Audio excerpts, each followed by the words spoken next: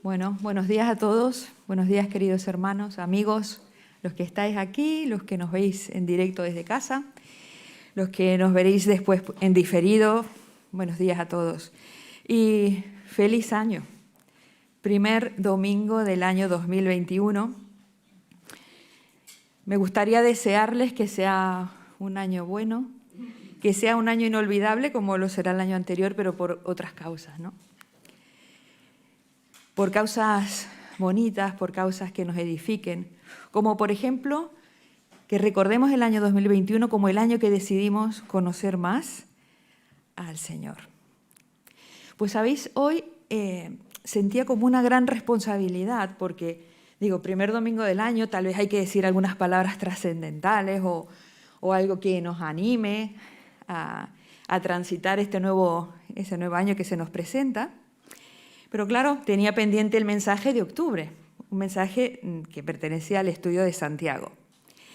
Y como comentaba Rubén antes, habíamos estado hablando, digo, no sé si es oportuno seguir con algo así, un estudio expositivo, tal cual viene en la palabra del Señor, pero releyéndolo te das cuenta cómo el Señor tiene la provisión perfecta para cada uno de nosotros y en el momento perfecto. Así que vamos a seguir con el estudio de Santiago, con la carta de Santiago, que como recordaréis es un libro del Nuevo Testamento, es una carta, una epístola, o sea que tiene un autor, tiene unos destinatarios, tiene un mensaje, tiene unos objetivos que explicar. Y a través de las diferentes exposiciones que hemos visto, podríamos resumir en que este libro nos habla de ser hacedores de la palabra, una fe en acción. Es la práctica de la fe cristiana. Algunas de las cosas que ya hemos visto es que las evidencias de una vida cristiana son afrontar las pruebas de la vida con sabiduría, con un gozo que el mundo no puede comprender y una paz que realmente sobrepasa cualquier entendimiento.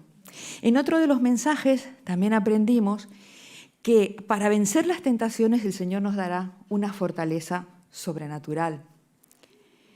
Un auténtico cristiano, aquel que se dice hijo de Dios, tendrá una conducta recta. Se demostrará en su día a día, en sus relaciones, que es una persona mansa, que aunque tiene razón, no va a recurrir a la ira y al enojo para imponer su voluntad o su autoridad. Tendrá esa ira bajo control y también se mostrará en el hablar. Será una persona que no ofenderá o intentará no ofender con las palabras, no herir. Y eso es algo que nos cuesta, ¿no? También se mostrará en nuestra lengua. Y por último, y una de las cosas que más nos ha llegado es que recordamos que aunque somos justificados por la fe, por gracia, sin las obras de la ley, nuestra fe, la fe que profesamos se va a mostrar por medio de nuestras obras. Y hasta aquí más o menos un breve resumen de las enseñanzas que hemos ido aprendiendo. Pues uno de los versículos que resumiría este libro está en el capítulo 1, versículo 22, y dice: «Pero sed hacedores de la palabra, y no solamente oidores». Y continúa diciendo: «Porque si no te engañas a ti mismo».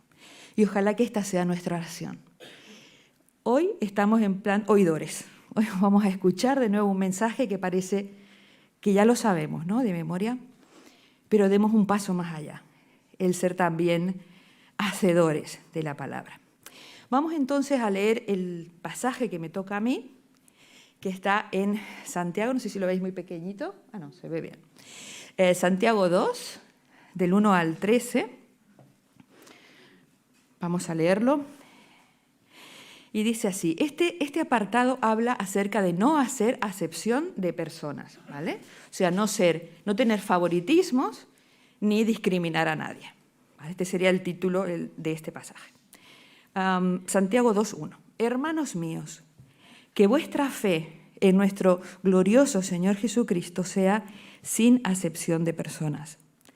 Porque si en vuestra congregación entra un hombre con anillo de oro y con ropa espléndida, y también entra un pobre, con vestido andrajoso, y miráis con agrado al que trae la ropa espléndida, y le decís, siéntate tú aquí en buen lugar, y decís al pobre, estate tú allí en pie, o siéntate aquí, bajo mi estrado. ¿No hacéis distinciones entre vosotros mismos? ¿Y venís a ser jueces con malos pensamientos? Hermanos míos, amados, oíd. ¿No ha elegido Dios a los pobres de este mundo para que sean ricos en fe y herederos del reino que ha prometido a los que le aman? Pero vosotros habéis afrentado al pobre.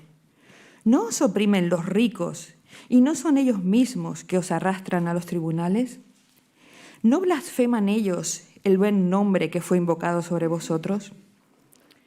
Si en verdad cumplís la ley real conforme a la Escritura, amarás a tu prójimo como a ti mismo, bien hacéis. Pero si hacéis acepción de personas, cometéis pecado y quedáis convictos por la ley como transgresores. Porque cualquiera que guardare toda la ley, pero ofendiere en un punto, se hace culpable de todos.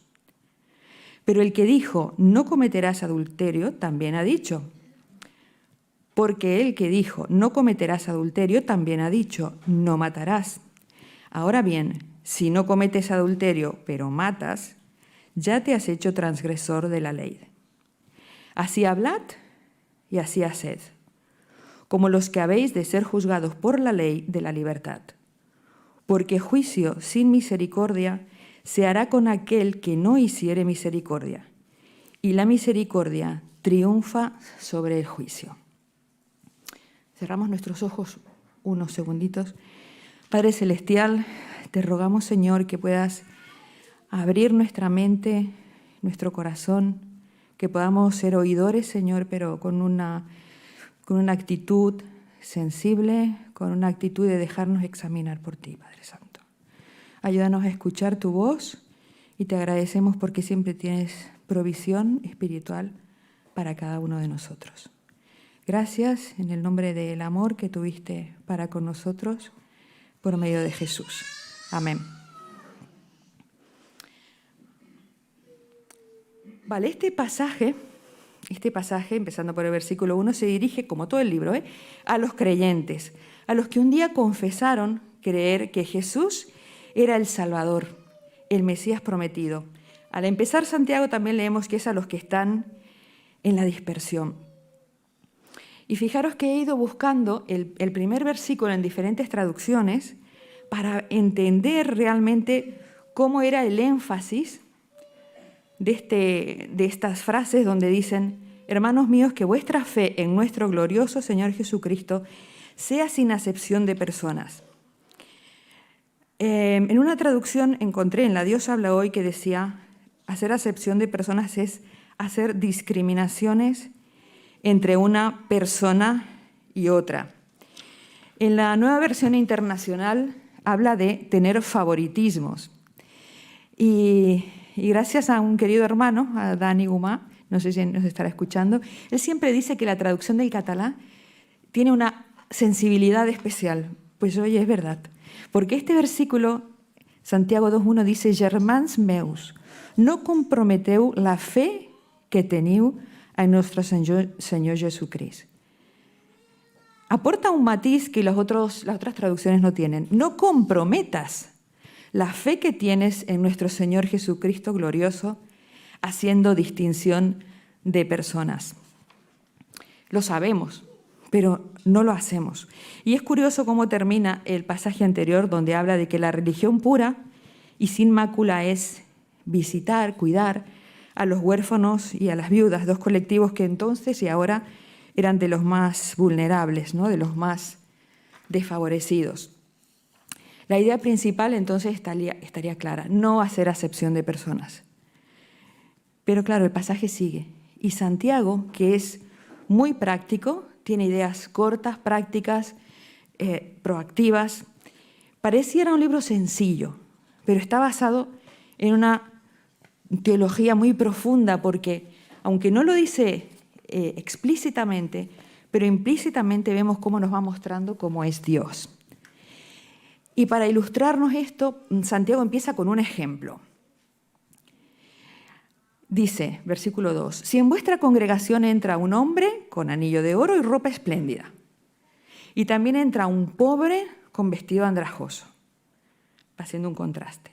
Miráis con agrado al que trae ropa espléndida y le decís, siéntate aquí delante, en el mejor lugar. Y al pobre le dices tú, si quieres quedarte de pie, te quedas de pie, y si te quieres sentar, siéntate en el suelo, aquí bajo mi asiento o a mis pies. El problema no estaba en el ropaje, ni en los anillos o en los harapos del pobre. El problema está en el versículo 4, donde dice, venís a ser jueces con malos pensamientos. Estos hermanos que recibían la palabra, o nosotros mismos, llenos de prejuicios y dando valor más a lo que vemos que a lo que había en el corazón, juzgando por las apariencias. En este caso hace una ilustración muy específica, conocida para ellos, porque la sociedad de aquel entonces, sabéis, en aquel momento se sabía muy bien quiénes eran los ricos y muy bien quiénes eran los pobres de ese primer siglo. Recordaréis, ¿no?, que en esa época todo el mundo conocido o esa zona estaba bajo el Imperio Romano. Toda Judea, gran parte de la actual Europa, todas eran provincias romanas y había mucha injusticia social. Y los ricos querían que se notara sus privilegios, su poder, y que entrara un rico en una congregación de cristianos, la verdad que habría llamado la atención. No sabemos si ellos actuaban con interés acerca de los ricos, incluso puede ser que hubieran tenido miedo y preferían atenderles muy bien a los ricos. Pero en este caso nos sorprende, ¿por qué despreciaban al pobre? ¿Por qué pensaban mal acerca de los que estaban en una situación inferior a ellos? Más adelante el texto habla de estos ricos opresores que abusaban de los pobres, abusaban de los esclavos, arrastraban a los cristianos a los tribunales. Esto no debería ser así, el hacer esta discriminación. Y veréis que a partir de aquí Santiago da 4 razones. En primer lugar les dice, no hagáis acepción de personas. Y esto está pasando en vuestra congregación. Hay varias razones por las que no debéis hacerlo. Y nos invita a reflexionar en estos diferentes puntos. El primer punto es que Dios no hace acepción de personas. Lo vemos a partir del versículo 5. ¿No ha elegido Dios a los pobres de este mundo para que sean ricos en fe y herederos del reino? Es la esencia del Evangelio. No es que solamente por ser pobre te vas a salvar. El énfasis de este trozo es que Dios no mira lo que mira el hombre. Y hay un pasaje en el Antiguo Testamento que lo explica claramente. Porque el hombre mira lo aparente, lo que está delante de sus ojos. Pero Jehová mira el corazón. Dios no hace acepción de personas, no ha hecho diferencia desde Génesis, desde el Edén. Todos somos creados a imagen suya y semejanza. Eso ya nos da una dignidad que nadie nos puede quitar. Planificó desde los inicios bendecir a todas las naciones, también por medio de Abraham. Y en el mensaje del Evangelio, en el momento en que estaba viviendo estas personas, Jesús tuvo un mensaje que dinamitó los cimientos del statu quo de ese momento. Fue un mensaje diferente, disruptivo. No había pasado nada similar, porque el mensaje del Evangelio, la buena noticia de la salvación, alcanzó a todos sin distinción de personas. Recordemos esos años que estuvo Jesús en la tierra, cómo actuó Él con las personas que le rodeaban, cómo miraba a la gente. Él miraba la necesidad profunda, la necesidad del corazón. Y les invito a que vayáis haciendo memoria de todos los episodios donde Jesús se encuentra con pobres, también con ricos, con enfermos, con niños. Nadie había dado el lugar que les correspondía a los niños, a las mujeres. Entonces, también intervino en las vidas de soldados. Jesús se movió por las aldeas, fue a pie por diferentes lugares buscando, mirando y aceptando a todos. Pero fijaros que este mensaje, algunos lo recibieron con consuelo y con esperanza, pero a otros les enfureció. Jesús fue el ejemplo perfecto de no hacer acepción de personas.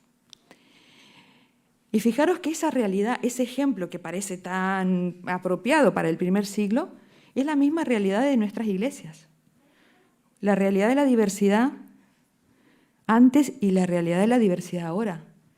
Tal vez no hacemos diferencia por los anillos o por los ropajes espléndidos, porque ahora el tipo de ropa ya no te identifica con una línea política como era en el primer siglo, ¿no? Los políticos romanos, los publicanos, las personas que eran judías pero trabajaban para el gobierno, para el imperio. Ahora eso no nos diferencia. Pero ¿dónde ponemos tal vez el hincapié en hacer la diferencia entre las personas, ¿no? También hay pobres y ricos hoy.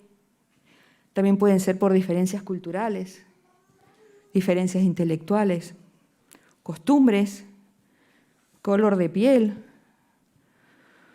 de dónde venimos, creyentes de toda la vida, creyentes nuevos. No sabemos en qué momento o dónde puede estar la acepción de personas dentro de nuestras iglesias. Pero Jesús fue el ejemplo perfecto, no solamente para morir en la cruz por todos y cada uno de nosotros, sino también para dejarnos el ejemplo perfecto de ser así. En Filipenses 2 nos dice, haya pues en vosotros este mismo sentir que hubo en Cristo Jesús. El mirar a los demás con compasión, con amor, con misericordia, con respeto. Jesús tenía a su favor el ser Dios, el ser igual a Dios. Y bueno, sabéis cómo sigue, ¿no? Filipenses 2. Y Él se despojó a sí mismo, Él, el Hijo de Dios. El Verbo hecho carne se humilló a sí mismo. ¿Cómo no voy yo a seguir o intentar seguir su ejemplo? En lo máximo que pueda. ¿Quién soy yo para mirar a otro por encima del hombro? Dios, el pasaje sigue diciendo que a partir de esa humillación, Dios también le exaltó hasta lo sumo. Y luego volveremos a ese pasaje tan bonito, pues tan impresionante. Hay otra frase acerca de la realidad de la iglesia de antes y ahora que encontramos en estos versículos que dice, no hacéis distinciones entre vosotros mismos. Ese entre vosotros mismos, esos prejuicios que pueden estar en el seno de una iglesia, desprecios, resentimientos, falta de perdón, son caldo de cultivo para enojos, para falta de perdón, incluso para divisiones. Seguramente los que tenemos más años en la iglesia lo sabemos, ¿no? Hacer una pequeña distinción siempre va a llevar a lo malo. Es volver a recordar que Dios no hace acepción de personas y queremos aprender de Él. Y cuando hay esa diferencia entre unos y otros, pues el que desprecia no va a ser feliz, tendrá malos pensamientos. Pero el despreciado también va a crecer en su corazón un resentimiento, sentirse incomprendido, una ira, incluso se puede apartar de la congregación, porque no se va a sentir amado. ¿Cómo podemos contrarrestar esto? Pues con los consejos que nos da también Santiago, siendo manso, siendo humilde, hablándonos con amor, bendiciéndonos, bien decir del otro. Si no tienes nada bueno, ¿verdad que hay una frase que dice? Si no tienes nada bueno que decir, pues calla, no digas nada. También otro apunte que tenemos que recordar es que ni ser pobre salva, ni ser rico te convierte automáticamente en el malo, ¿vale? Pero en este caso, el autor nos recuerda que Dios tiene especial compasión por los desfavorecidos, por los pobres. Y si recordamos las enseñanzas de Jesús en el Sermón del Monte, ¿quiénes son esos pobres? Los que se reconocen que necesitan al Señor. Que por nosotros mismos no hay manera de salvarnos, ni de seguir adelante, ni de cumplir con una vida victoriosa, una vida cristiana victoriosa. Los pobres en espíritu, los que reconocemos día a día nuestra necesidad de volver a nuestro Salvador y a nuestro Señor. Dentro de la realidad de la Iglesia, ¿quiénes son los ricos y los poderosos de hoy? De la realidad de la Iglesia no me refiero a nuestras paredes, ¿vale?, al templo, sino la realidad de nuestras congregaciones o de los que decimos o hemos profesado fe en Cristo. En aquella época eran los poderosos, hemos dicho, ¿no? ¿Quiénes son los poderosos de hoy? Los influyentes de hoy, los que marcan las tendencias, las líneas de pensamiento. ¿A quiénes damos el mejor lugar? Tú pasa, siéntate aquí, de mi tiempo, de mi corazón, de mi energía, de mis talentos. ¿A quiénes seguimos y a quiénes damos like con nuestra actitud? Al que pongas primero de tu vida es el que se lleva más tiempo de tu vida, con el que estás más a gusto, con el que pasas más rato. Y aquí me gustaría también mencionar una cosa que se habla poco tal vez en nuestras iglesias, pero que hace mucho daño y hay mucha gente sufriendo, sobre todo jovencitos, que es sentirse discriminado.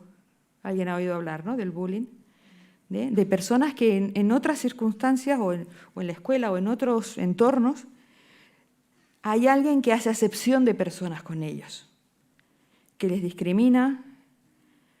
Es el acoso entre iguales también, es el intimidar unos a otros. Y en este tema siempre hay víctimas y siempre hay victimarios, ¿no? Es un tema súper amplio y súper importante de hablar, tal vez no en este entorno, pero si somos víctimas, también los adultos podemos sufrirlo, ¿no? Muy bien en el trabajo o discriminación. Bueno, hay muchas cosas que podemos sacar de punta de este tema, ¿no? Si somos víctimas, recuerda que para Dios no hay acepción de personas. Tú vales mucho. Vales la sangre de Cristo que se derramó por ti en la cruz. Dios te ama de tal manera que fue necesario Cristo para pagar el precio de tu vida nueva, de tu vida renovada. No es un motivo menor, porque el castigo de nuestra paz, dice Isaías, fue sobre él. El vivir sin paz, el vivir acomplejado, el vivir con temor, con ansiedades. Jesucristo ya tuvo en cuenta todo eso. Y si en vez de víctimas somos victimarios, y si en nuestros hogares o conocemos o lo hemos hecho o lo estamos haciendo, estamos discriminando a alguien, pues vamos a poner nuestras vidas y nuestras actitudes delante del Señor. Examíname, Señor, dice la Escritura, y conoce mi corazón. Puede que no seamos ni víctimas ni victimarios, pero lo estemos viendo. Pues también tenemos algo que decir. Consolando al que sufre y exhortando al que está obrando mal. Fijaros que es una pincelada porque esto da para mucho más, ¿no? Pues la segunda razón que nos presenta Santiago es que Dios nos ordena que nos amemos unos a otros. Es muy fuerte, ¿no? ¿Cómo vas a ordenar a alguien que ame a otro? Pero es así. En el versículo, a ver, lo tengo aquí. Si en verdad cumplís la ley, versículo 8, ¿vale? Habla de cumplir la ley. Amarás a tu prójimo como a ti mismo. Dios ha hablado claramente acerca de amar a los demás, al hermano, al vecino, al que nos rodea, al que está más cerca nuestro, a las personas con las que tenemos contacto. Amarles como a nosotros mismos. Mirad, en la ley que se entregó al pueblo de Israel, la ley mosaica en Levítico lo dice claramente. Aparte, impresiona este texto porque dice: habló Jehová a Moisés diciendo, habla a toda la congregación y diles, santos seréis porque santo soy yo Jehová vuestro Dios. No harás injusticia en el juicio, no favorecerás al pobre, no complacerás al grande, no andarás chismeando entre tu pueblo. ¡Qué fuerte! Santiago también dice, atención con la lengua, ¿verdad? Sigue diciendo, no aborrecerás a tu hermano en tu corazón, sino amarás a tu prójimo como a ti mismo. Punto. Yo Jehová. Punto. Firmado. ¿Vale? Si el Dios creador, el Dios que nos hizo a su imagen y semejanza, nos dice que hemos de amar, es un mandato. Es para nuestro bien. Veremos más adelante que también es para dar testimonio. También Jesús se lo dice claramente a sus detractores, aquella nube de gente que le rodeaba para ver si se equivocaba o decía algo contra la ley, los fariseos, los saduceos, los que no creían en él, los que le provocaban. En Mateo 23, Jesús les dice, alguien le pregunta, ¿cuál es el gran mandamiento? Como para pillarle, ¿no? Y él dice, amarás al Señor tu Dios. Es el primer mandamiento. Y el segundo, amarás a tu prójimo. Y le sigue diciendo, de esto depende toda la ley. Es como el resumen de la vida cristiana. Yo pensaba, bueno, este es un tema más, mira, me toca Santiago 2, pero cuando lo iba leyendo y reestudiando, me venía como una congoja de darme cuenta la trascendencia que tiene el amar a nuestros hermanos. No es una ocurrencia para que haya armonía en el cuerpo de Cristo, va mucho más allá. Y justo el pasaje que eligió Rubén antes de la Santa Cena, Jesús se lo dijo a sus discípulos. La última noche, cuando tú estás, cuando sabes que te vas a despedir y quieres decir las cosas más importantes, porque el tiempo apremia, porque el tiempo ya ha llegado, pues en esos últimos momentos Jesús vuelve a repetir esas palabras. Y no son simplemente normas para nuestra vida, porque les dice, un mandamiento nuevo os doy, que os améis unos a otros. Pero atención, como yo os he amado, donde pone el listón, que os améis unos a otros, como yo os he amado. Y agrega un otro reto motivacional, porque en esto conocerán todos que sois mis discípulos, si tuvierais amor los unos por los otros. Vemos entonces la importancia se queda corto, la palabra importancia, la trascendencia, lo eterno de amarnos unos a otros. Es muy fuerte, me sorprende. Es para nuestro bien, porque no hacerlo, dice la Escritura, que es pecado, que puede caer sobre nosotros la ley porque somos transgresores a un mandamiento. Pero hacerlo también nos hace bien, porque es lo que el Señor proveyó para nosotros, vivir en armonía, vivir en un cuerpo de gente transformada. Y además es la herramienta para extender su reino. Podemos preocuparnos y podemos trabajar, y debemos hacerlo, en estrategias de evangelización, alcanzando a todos de todas las maneras posibles para que se salven la mayor cantidad de personas, tal como lo hacía Pablo. Pero fijaros que si nos amamos unos a otros, la gente se va a asombrar. Y conocemos muchos casos, seguramente más de uno de nosotros, que alguien ha dicho, pues mira, me asombra cómo os queréis, o me asombra cómo me habéis recibido. Me hace recordar ese himno antiguo, me asombra el amor que me ofrece el Señor Jesús. La tercera razón que da Santiago es porque Dios nos amó primero. Y esto lo vemos en los últimos versículos donde dice, así hablad, así haced, como los que habéis de ser juzgados por la ley de la libertad. Para entender esto, he estudiado, bueno, como todos los que nos toca hablar, yo creo. Lees, traducciones, comentarios, bueno, de todo para no errar. para no decir lo que no es. Pero por todo lo que he leído, he entendido que esto habla de que con nosotros se nos mostró misericordia primero. Dios nos amó primero. Esta última parte empieza, otra vez de nuevo, muy fuerte, ¿no?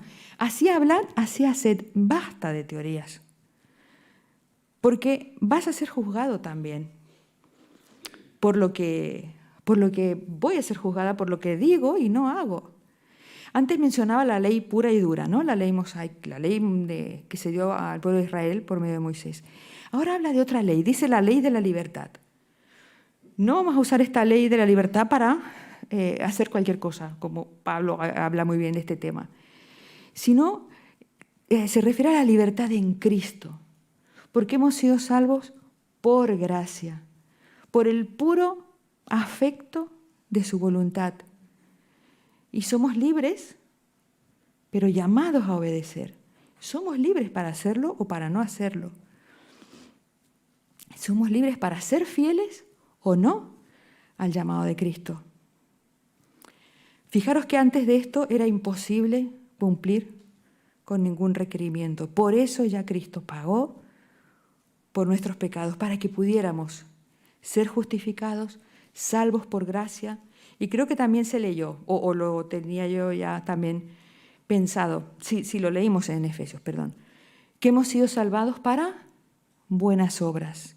O sea, nuestra vida no se limita a disfrutar solamente de la salvación, sino a usar esta gracia, a usar esta misericordia para con los demás. Salvos por gracia, para buenas obras. Y fijaros que cuando a Jesús se le pregunta cómo hemos de orar o cómo nos tenemos que relacionar con el Padre, Jesús hace una oración muy corta, con varios puntos para ampliar un montón, ¿no? Pero uno de ellos dice, perdónanos nuestras ofensas como nosotros perdonamos. La misericordia que se nos aplicó a nosotros también tiene que ser una característica de un auténtico hijo de Dios. Por supuesto que obrar misericordia con otros no nos justifica nuestros pecados, no nos salva, pero es una evidencia de nuestro agradecimiento a lo que ya se realizó en nuestra vida, a la gracia que ya se hizo con nosotros. Recordáis, ¿no?, aquella parábola del siervo injusto, ¿no?, que el rey le perdonó una deuda terriblemente grande y la aceptó de buen grado. Pero luego él no perdonó una deuda pequeñita a otro igual que a él. Por algo está esta historia recogida en la Escritura. A ti se te perdonó tanto, puedes perdonar a tu hermano. A ti se te perdonó por gracia. Dios obró en ti misericordia. Sé misericordioso también con los demás, porque el mundo lo verá, o tus propios hermanos lo verán, o tu familia lo verá. Perdonar a nuestros hijos cuando han hecho un gran pepe les va a enseñar mucho más que les perdonemos y los corrijamos en amor que apliquemos un super castigo. Bueno, y aquí, aparte de aquí ya me podrías decir muchas cosas, ¿no? Es como un ejemplo. Menos mal que Dios no hizo acepción de personas con nosotros y nos amó de manera incondicional. Qué agradecidos estamos que la salvación no es por obras. Entonces, la primera razón era que el Evangelio es para todos porque Dios no hace acepción de personas. Amémonos unos a otros porque Dios es amor. La segunda razón era que Dios nos manda que nos amemos unos a otros. Amémonos unos a otros porque Dios es justo y santo y Él nos lo pide. Y la tercera razón, seamos misericordiosos porque Dios ya lo ha sido con nosotros. Y además es incongruente decir que amamos a Dios si aborrecemos al hermano. Y por último, la razón número 4. Pero fijaros que la razón número 4 vuelve a ser el versículo 1. Porque si el versículo 1 no es una realidad, todo lo demás que se ha dicho son palabras que se lleva el viento, ¿vale? Porque ahí dice, hermanos míos, que vuestra fe, si nuestra fe no está puesta en Cristo, puede ser una ideología, puede ser una religiosidad, como ya hemos escuchado en mensajes anteriores, ¿no? Recordemos en quién pusimos nuestra fe. ¿Está depositada en la persona de Jesús? ¿En sus obras? ¿En su manifestación? Es asombrosa la descripción que hace aquí Santiago de Jesús. En capítulos anteriores hemos aprendido que Santiago era hermano carnal, un hermano menor carnal de Jesús. Y vemos cómo nos asombra cómo se refiere a él. Dice, nuestra fe en nuestro glorioso Señor Jesucristo. ¿Esta fe te pertenece también a ti? Es el momento de hacer revisión. ¿En quién he creído? Porque puede ser que nos hemos dejado llevar, pero nuestro corazón no hemos abierto nuestro corazón a Jesús. No le hemos invitado a venir a nuestra vida. Si aún no lo has hecho, es el momento ideal, porque ahora estamos hablando de esto. Salvos por su gracia. También dice que habla de Señor Jesús, Cristo, glorioso. Cada una de estas palabras nos está mostrando una característica de Jesús. No es una frase para relleno. Cuando dice que es el Señor, nos recuerda que es el soberano del cielo, de la tierra, de la creación. La palabra Señor en la Biblia no se usa de manera gratuita y superficial. Nos dice que es Jesús. Y hemos recordado que ¿qué significa Jesús? El que salvará a sus pueblos de sus pecados. Jesús hecho hombre, Dios hecho hombre. Dice que es el Cristo, el ungido, el Mesías. ¿Tu fe está puesta en este Jesús? Y además agrega, glorioso. Y estudiando esta palabra exacta de glorioso, ¿dónde más se dice en la Biblia? Es la palabra que se utiliza en Juan, esto lo hablábamos con los hermanos de la alabanza, cuando dice que ese verbo fue hecho carne. Ese Dios que fue enviado por amor para nuestra propiciación, esa demostración física de que Dios no hace acepción de personas y de que Dios nos ama. Ese es el glorioso, el único digno de ser alabado. Amar a Dios y amar al prójimo es la esencia de nuestra fe. El amor fraternal es la esencia de una fe viva. Ya habéis visto que de múltiples maneras Santiago nos está diciendo cuáles son las evidencias externas de una nueva vida interna. Y una relación con Dios real se va a mostrar en una relación de amor real con el prójimo. Una cosa es consecuencia de la otra. Y en 1 de Juan 4:20 dice, si alguien dice, yo amo a Dios, pero aborrece a su hermano, es un mentiroso. Porque el que no ama a su hermano a quien ha visto, no puede amar a Dios a quien no ha visto. Y más adelante hemos visto también que una fe sin obras está muerta. Jesús es nuestro ejemplo perfecto. El que se despojó a sí mismo, como hemos recordado al tomar los símbolos, el Señor de la gloria, el que ocupó nuestro lugar. Fijaros que en la Escritura se le compara a ser una piedra angular, ¿no? Si la piedra angular está en el sitio que le corresponde, todo lo demás se va a acomodar de manera correcta. Nuestras actitudes, nuestra sensibilidad, no ser superficiales, no vivir de las apariencias. Si Jesús está vivo dentro nuestro y ocupa el lugar que le corresponde, no tendremos que forzar nuestra vida cristiana, forzarnos a dar fruto.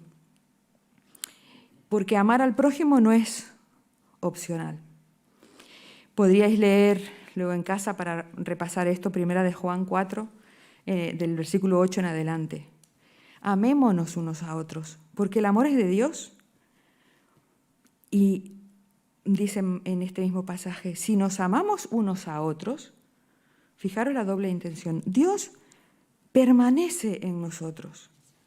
Nosotros hemos conocido y creído el amor que Dios tiene para con nosotros. Dios es amor.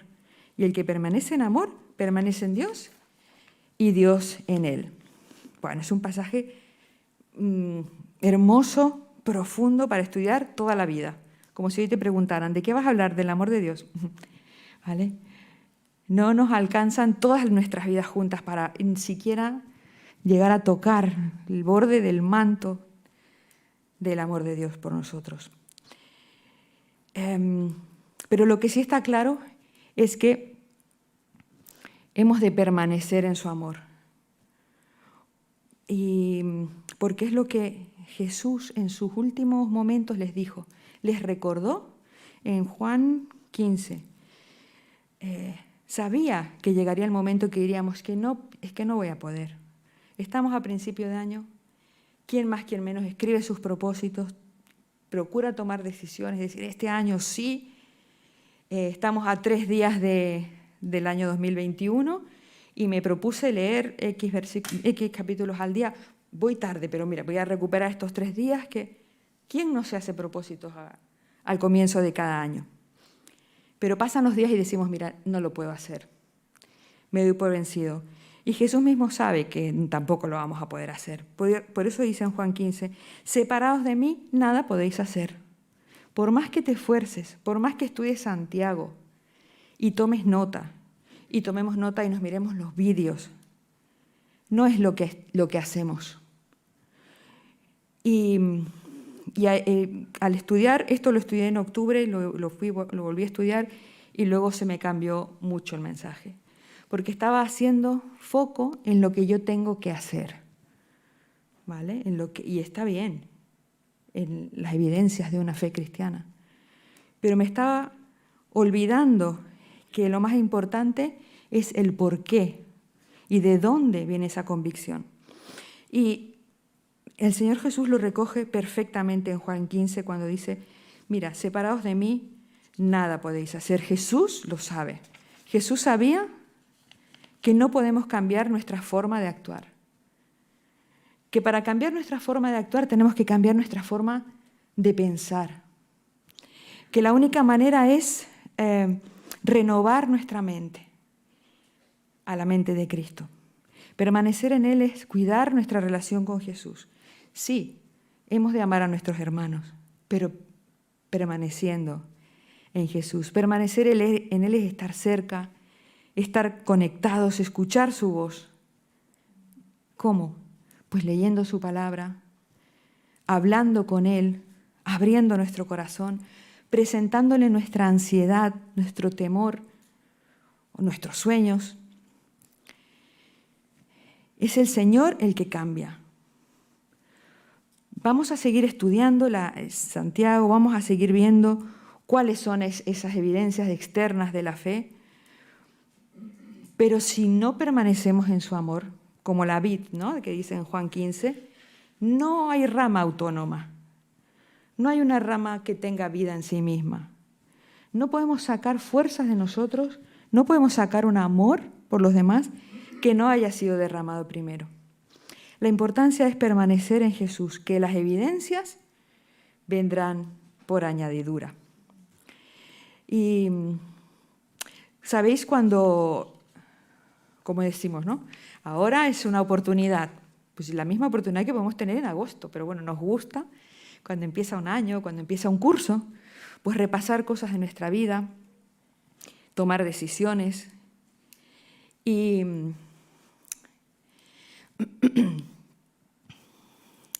el resumen de no hacer distinción de personas, lo quise cambiar del hecho de simplemente amarnos y esforzarnos en amarnos unos a otros, que está bien. No vamos a hacer acepción de personas porque Dios no lo hace. Lo miro aquí porque allí está muy pequeñito. Porque Dios no lo hace. Dios es bueno. Y lo hemos repetido y nos hemos aferrado a ese atributo de Dios para soportar las pruebas, unos hermanos más que otros que han sufrido este tiempo. Y porque su amor es perfecto para cada uno de nosotros. No debemos hacer distinción de personas. El antídoto para no hacer distinción de personas es amarnos unos a otros. Porque Dios, que es santo y justo, nos mandó que nos amemos los unos a los otros. No tendremos favoritismos y no miraremos a nadie con discriminación porque Dios es misericordioso y nos mostró ese tipo de amor. Nos amó primero y nos salvó por gracia, porque quiso, porque sí, porque no lo merecíamos. No haremos distinción de personas, nos vamos a intentar amarnos unos a los otros porque Jesús es nuestro ejemplo supremo y Él nos amó a pesar de todo. Pues no es lo que tenemos que hacer, sino quién es Dios para nosotros, en quién hemos depositado nuestra fe. Cuando amas a alguien, quieres lo mejor para él. Si amas a alguien, vas a desear que esa persona sea feliz, que tenga una buena vida, que se sienta amado, ¿verdad? Que cuando llegue el último día pueda estar rodeado de gente que le quiere, pueda estar mirando como Esteban en el último momento, mirando los cielos abiertos. Eso es lo que deseamos para las personas que queremos, ¿no? Queremos lo mejor. Amamos a nuestros hijos, oramos por nuestros hijos, bendecimos a nuestros hijos. Y vamos a terminar este mensaje.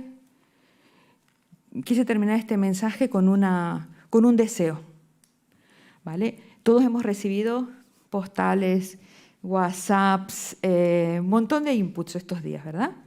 De que desean lo mejor para nosotros, un feliz año, un buen año, un próspero año, ¿verdad? Recuerda que el Señor te ama, recuerda que el Señor es tu consolador, que está a tu lado, que va a estar contigo para siempre.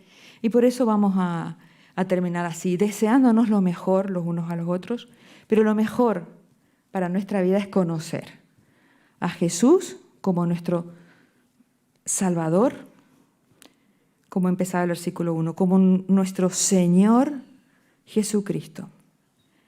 Y depositar nuestra fe solo y solamente en Él. Lo demás es pasajero, pero su verdad permanece para siempre.